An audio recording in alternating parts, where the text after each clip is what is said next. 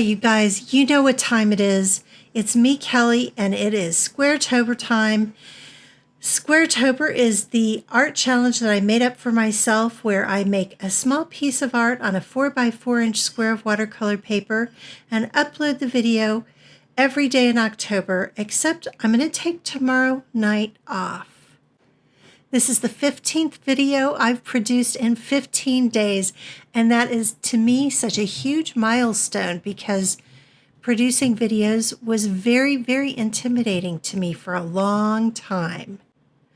But I couldn't have done it without you guys, especially several of you who've commented on practically every video through this October art challenge. And I can't tell you how much that means to me and how much I appreciate it. Thank you very much.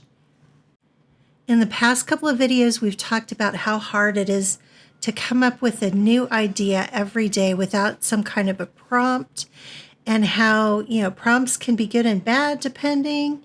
But today I was blessed with an idea that came to me from a friend.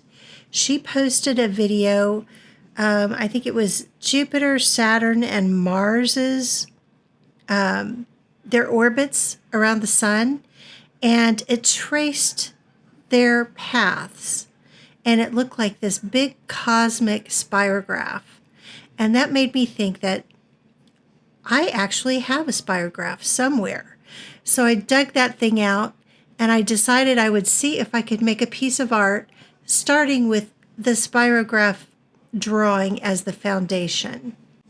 I made about 20 practice spirographs and picked the wheel that I liked the best, and then I decided to do it in pencil because I'll tell you what, I don't know if the teeth are different. I don't remember the wheels coming up out of the round loop. I don't remember them coming up out of that so easily. Maybe I just put more pressure on it. I don't know. But I don't remember having that kind of difficulty.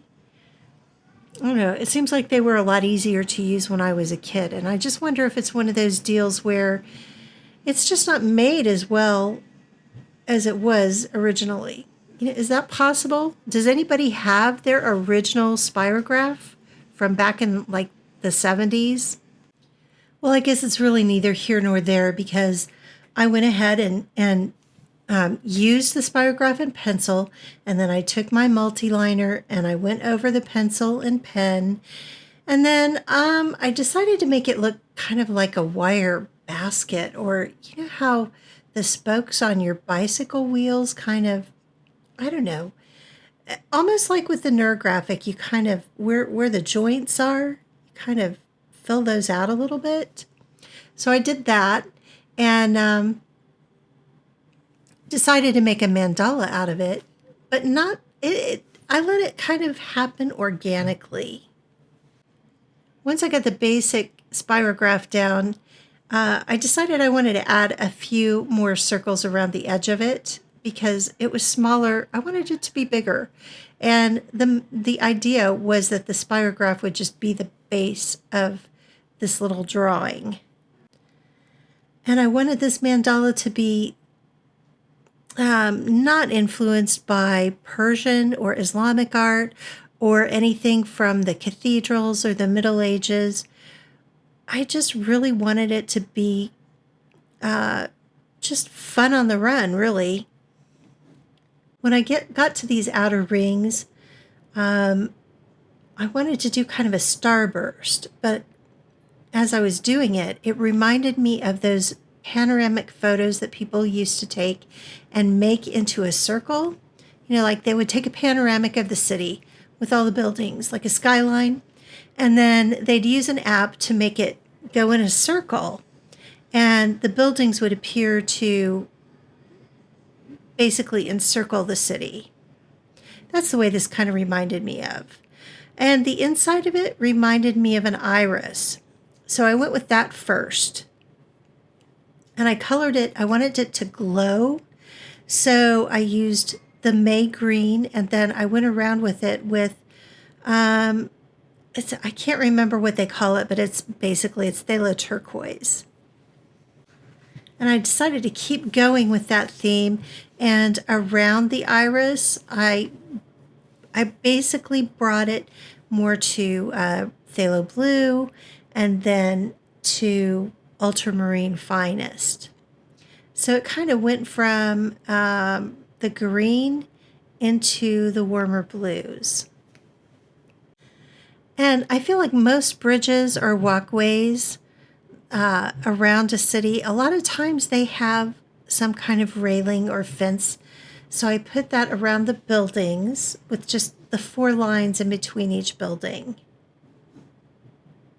And my multi-liners did the job, but I will tell you they're really not as robust as I'd hoped. I think probably the microns are just as good for the price.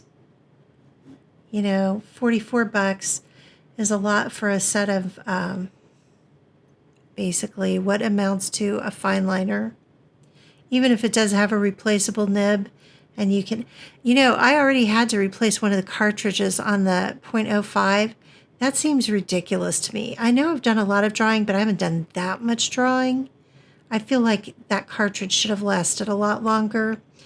So, I don't know. Like I said, I'm going to keep using it. In 6 or 8 months, I'll let you guys know how I really feel about it. Some days I'm really excited about them, and some days I'm like, all right. They're pens. As I got to the outer circles again, I started looking at those buildings, and I felt like that the pattern was a little bit too regular. So I decided to randomly color them so they wouldn't be quite so, symmetrical, matchy-matchy, give them a little bit of interest.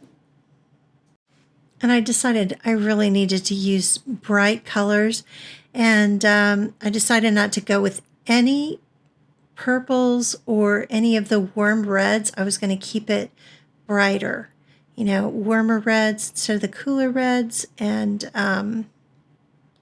like I said, no purples, not very much blue on the outside because there's a lot of blue already. And in order to make those colors pop, I used gray, which is really black. I think it's like a lamp black. And I just watered it down so that there would be different colors of gray in there. And I think it does make the colors pop a lot. Then I decided that the buildings needed a skyline, kind of like a blue sky. So very pale, put a very, very pale wash of phthalo blue around the horizon.